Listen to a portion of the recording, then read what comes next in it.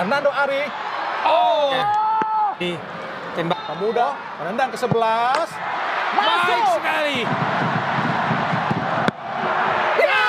Pertama untuk melawan pemenang dari Uzbekistan melawan Arab Saudi. I can't describe this feeling. What was the reason for this win today? The reason, I think we're just a team. We're one. And look at all these fans. I think 5,000 or maybe 10,000 Indonesia fans. We keep fighting 120 minutes. So yeah, that's the reason. Timnas Korea Selatan U23 tersingkir dari Piala Asia U23 2024 setelah keok dari Timnas Indonesia U23 di Abdullah bin Khalif Stadium, Doha, Qatar pada Jumat 26 April 2024. Korea itu kandas lewat drama adu penalti. Ini menjadi pukulan telak pemirsa bagi skuad Korea Selatan muda untuk pertama kalinya dalam 40 tahun. Mereka itu gagal lolos ke Olimpiade. 40 tahun pemirsa, Korea itu berturut-turut lolos ke Olimpiade. Nah, baru kali ini Korea itu tersingkir. Padahal Korea itu memiliki ambisi yang luar biasa untuk mempertahankan tampil di Olimpiade Paris 2024 secara berturut-turut. Nah, batu sandungan Korea itu ternyata ada pada Timnas Indonesia U23. Sebagai debutan, Indonesia itu tampil menjadi kuda hitam di Qatar setelah mengalahkan Australia 1-0 dan Yordania 4-1. Indonesia itu lalu beradu mekanik dengan Korea Selatan. Pasukan Hwang Sun Hong itu menghadapi skuad Indonesia yang benar-benar mengejutkan bagi mereka semua. Di tangan Sintayong, Rafael Struijk dan kawan-kawan itu mampu mengimbangi Korea, bahkan unggul terlebih dahulu.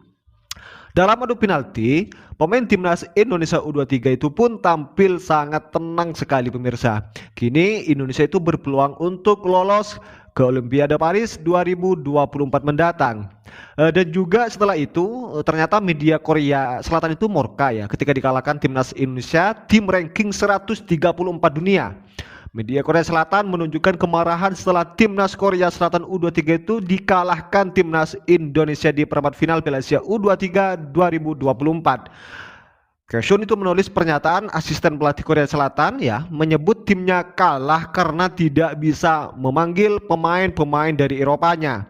Di turnamen ini pemain kunci yang memang bermain di Eropa di Korea Selatan itu ada Bae Junho bermain di Stoke City, Yang Hyun-jun itu bermain di Celtic, dan Kim Ji-soo itu bermain di Frankfurt. Itu tidak bisa dipanggil karena tidak dilepas oleh klubnya masing-masing.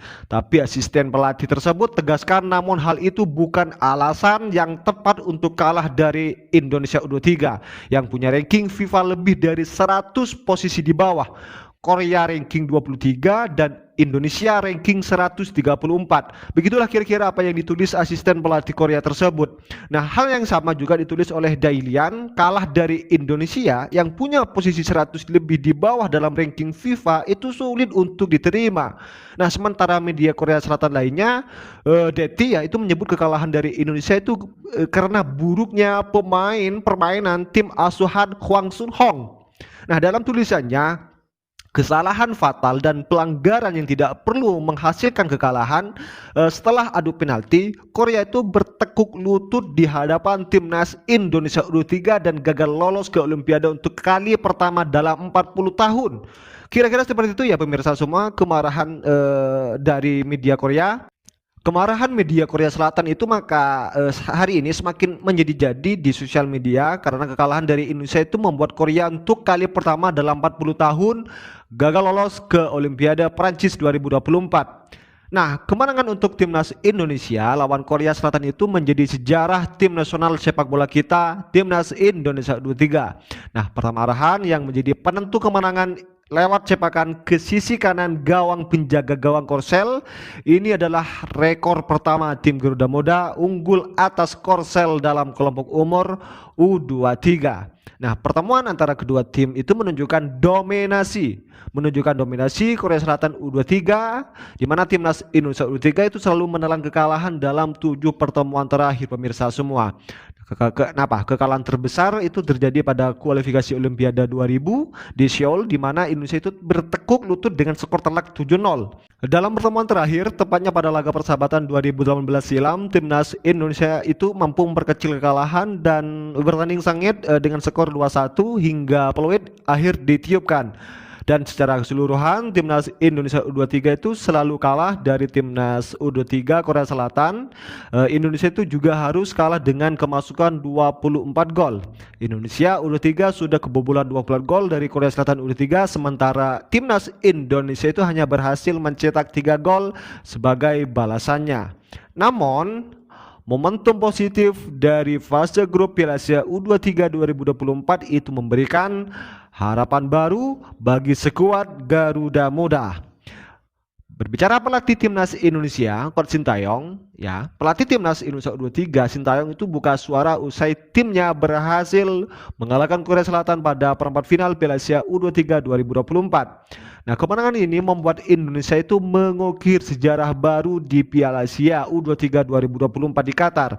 Nah, sebagai debutan Indonesia itu langsung bisa lolos ke babak semifinal dan berpeluang tampil di Olimpiade Prancis 2024. Nah, sementara itu kekalahan ini membuat rekor Korea Selatan yang selalu tampil di Olimpiade maka terputus. Rekor dihancurkan Sintayong yang merupakan pelatih asal Korea Selatan tersebut. Kata Sintayong kepada media, "Saya sangat senang dan saya sangat bahagia. Tetapi di sisi lain ini sangat menyedihkan dan sulit." Itu kata Sintayong, ya, dikutip dari media Korsel Netsport.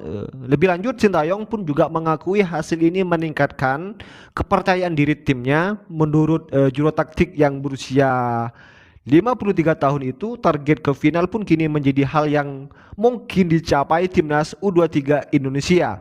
Sintayong mengatakan, "Saya tidak bisa mengatakan bahwa kami tidak bisa memenangkan kejuaraan.